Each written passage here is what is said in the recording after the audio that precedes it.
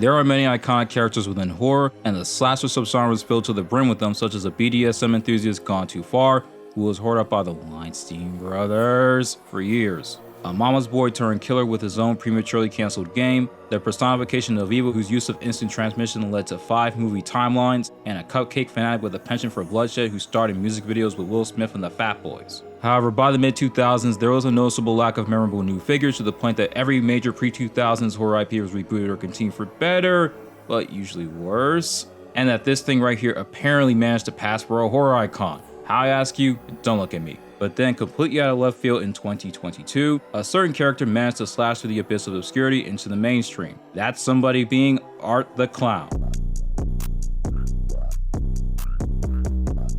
From a single glance, you can already tell this mime-looking clown has the appearance of a gorehound written all over him. Just look at that smile, it screams. Tragedy, agony, infamy, agony, brutal mentality, assassinate. Which is only reinforced by his arsenal of weapons and viciously violent methods to tear through anyone who catches his eye. But as they say, seeing is believing, so let us witness Art the Clown's terrifying Carny Carnage. Cue the intro.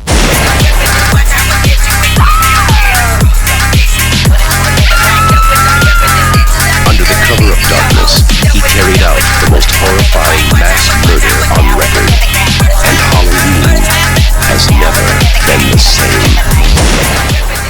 While Terrifier 2 was Art the Clown's mainstream appearance, his first full-length feature was the 2013 anthology All Hallows Eve, but I'll be starting off with Terrifier since that features him on center stage start to finish. And if you are familiar with this franchise, it should come to no surprise that there will be some censoring because being flagged 18+ is bad for viewership. Once we witness the grisly end of a news reporter, the movie cuts to Halloween night where in stereotypical fashion, 2 soon-to-be victims, aka Dawn and Tara, can be seen out by themselves messing around. Then from a distance they spot the fiend of the hour, Art the Clown. Tara appears to have some brain cells because she is like, "Stranger danger, let's go!" But her dumbass of a friend decides it's a good idea to draw attention towards themselves. Like, woman, do you not see that smile across his face? It practically screams. How sweet! Fresh meat! Clearly they weren't paying attention to the clown sightings of 2016. I swear if one of these freaks approached me for any reason, I'd be hitting the Joe Star. Run as fast as I can! Make way! Move! So after this man used his Sonia to get out of their sight, the ladies stop at this pizzeria where everyone's beloved maniacal clown decides to reappear. And Art cannot take his eyes off of Tara as if he hasn't seen a decently attractive woman in years. I guess spending weeks to months crafting weapons would push someone's thirst level to an all-time high. Clearly, Dawn does not believe in common sense because she gets the brilliant idea to walk over to a clown capable of teleporting and take a picture with him, while he has this expression. But after she sits down, this clown decides to give Tara with a little something something, that being a broke boy ring, and puts it on her finger. So about a minute later, Art the Clown gets escorted off the premises Uncle Phil style by the pizza store owner who unintentionally puts himself at the top of his hit list. The ladies leave only to find their car was slashed, leaving them stranded. This is called foreshadowing. Back at the pizza restaurant, one of the cooks comes back from cleaning the nastiest crapper of his life to find his boss has been turned into a bloody jack-o'-lantern. And just look at the artiste ready to craft another masterpiece. He tries to call for the cops, but Art says this is not the third act with a knife in the hand. Ugh. Just look at him slowly walk into his pride and pray and says, "Oh, you wish you were talking shit, now are you?" Once the deed is done, this devious demon is reveling in slaughter, but the night is still young. These two have the bright idea to separate because apparently standing in front of someone pissing isn't an option. In the car, Dawn happens to hear a little warning from a radio host. In a third-rate pizzeria lies 2 corpses who were just butchered a couple minutes ago by a tall clown in black and white attire. If you just so happen to have spotted this individual, don't even bother asking for help as you were probably fucked, especially if you had the bright idea to antagonize the clown. And the radio host was spot on, because in the display of Darwinism, the car door was left right open, allowing Art the Clown to waltz right in. A few minutes later, after an encounter with a woman who clearly hasn't been medicated like certain locals, Tara tries to head back to the car when the lovable murderous rascal appears covered in blood. She makes a run for it before falling to the cliche of tripping and injuring herself. Like seriously, out of all the horror tropes to persist, why is this one of them? Anyway, after a minute of hide and seek, Art uses his Sonia to get the drop on his victim, stabbing her in the leg with a scalpel. Sarah tries to get away, but like the worst of incels, he keeps holding on for dear life. She ends up piercing his arm to continue the game of hide and seek. A moment later, she ends up finding that help is literally a few steps away before you-know-who appears from behind to deliver his own brand of night-night medicine. Someone must have copied the formula for Hypnosil. Tara wakes up to find herself strapped to a chair while Art the Clown is picking out his weapon of choice for the special performance. He freaks her out, but is like, There, Precious. And because this man loves a repeat performance, he does it again. And then he does another one. And then he does it a fourth time, but with a hacksaw. This time he's like, Don't be such a party pooper. So relax and enjoy the show. and this is the most infamous part of this whole movie. There is no way I can show this scene uncensored, so how would I describe the act that is being committed? Do y'all remember the magic trick where a magician would put someone in a box and cut their body in half only to reassemble them back together? Well, imagine that, except there's no box, the person is being cut from head to crotch, and there's no ounce of magic involved. I said the psychopath had murder on his mind for a reason, subjecting Tara to this unholy spectacle all while he is smiling, like a kid getting candy fresh out the candy store. Like I said, this man is a demon! Tara's like, keep your ditty-loving performances to yourself as she breaks free remembering the simple words. Hey, hey, hey, hey, run for your life. Hey, hey, hey, hey, run for your life. But this psycho has a few of his own. The clown. Here comes the clown.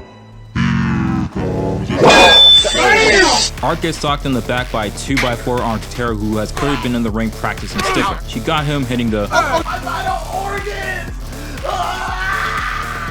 and instead of finishing this menace to society, she decides to spend time taunting him. Is that all? Now I understand why Tara was friends with Dawn, because they both share the same brain cell. She finally goes in for the killing blow when this clown reminds everyone to stay strapped up with a bullet to the leg. No! No! No! Fuck! Shit! This would-be final girl is left in pain while the demon is like, Yeah, you were talking all that good shit just a second ago, and then you got shot in the leg. You ain't a dick hoe. You ain't a dick. just like that, Tara is left for dead with a bullet to the face. But because the happy has been stripped away from this demon, he decides to just end it while this woman is watching. For the record, this is at the halfway point of the movie, and because it isn't long enough to put in theaters, it needs to be more victims. So here comes Tara's sister, aka Victoria. If you are wondering why she's here, Tara made a call earlier to have her picked up. Art decides to rack up his body count by getting the drop on this exterminator, and then is found by this cat lady caressing a doll that she thinks he's her baby? Weird.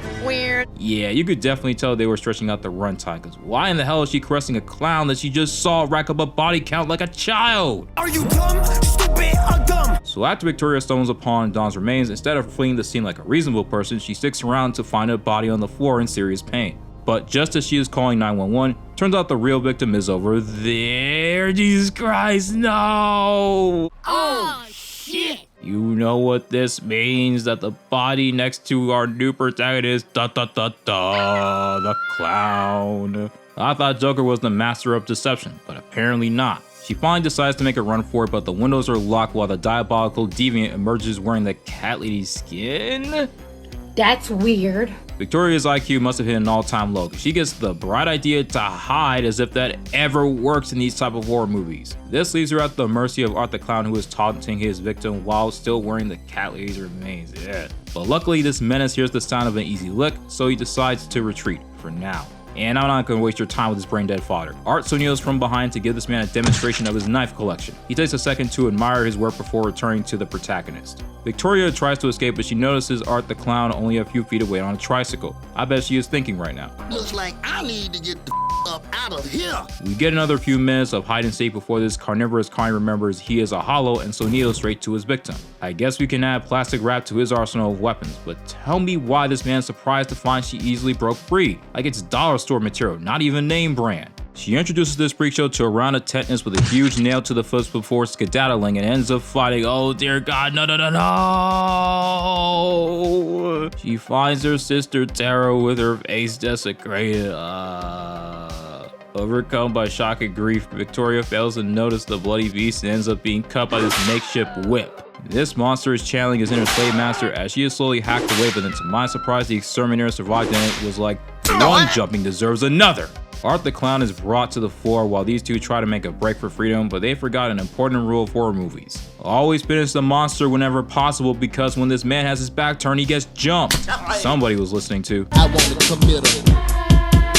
Realizing his do or die, Victoria makes one last stand, forcing the lock open and then stabbing this clown in the eye before running away. But here comes this O'Neill spammer trying to reclaim his victim. However, she ain't having none of this, and especially not that god-awful horn. He ends up disappearing, and I'm not gonna lie, I thought she was home free, until I realized that this is not that kind of movie. Just as the sirens of police cars can be heard, here comes this man driving a truck to put an end to the game. Yeah, Victoria's HP is blinking red and her stamina is at 0, which means there is no escape. So the cops finally arrive, guns ready to fire, but Art is ready to redefine the meaning of going out with a bang because he offs himself. This monster is just like Stink Meter. He really believes death is preferable to jail. It turns out Victoria has survived, but remember that carnivorous Carny line I said earlier? That wasn't a joke, because in the time it took for the police to arrive, this demon ate her face off. No! Why? Why? What kind of bath salt shit is this? And I wasn't lying about the demon remark either, because when Art's corpse is brought to the morgue, lights start flickering and the following can be heard from the devil himself. Your heart of darkness has earned you a trip back. You have my blessings to spread ignorance and chaos in the community. They will be no match for you.